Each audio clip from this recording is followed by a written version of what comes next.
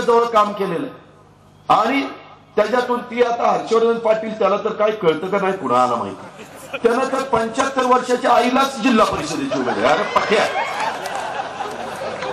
म्हणजे तुला बाबा 20 वर्ष मंत्री तुला कोण उमेदवार मिळालं नाही, स्वतःच्या आईला उभं करायचं.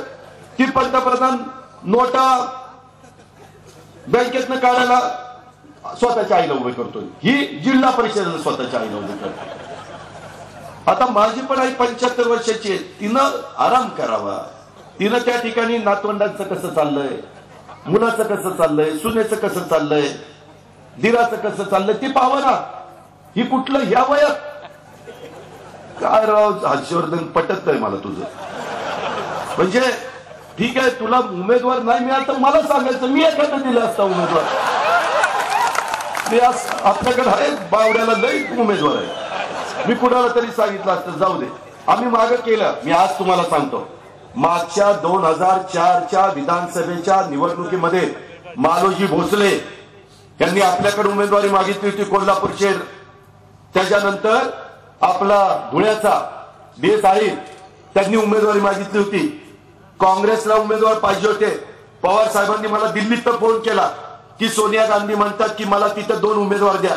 आपल्या यादीमध्ये यांची नावं असताना साहेबांना म्हणलं मालोजी भोसले आणि DS साहेबला देऊन टाका. दोन्ही निवडून आले, दोन्ही आमदार झाले.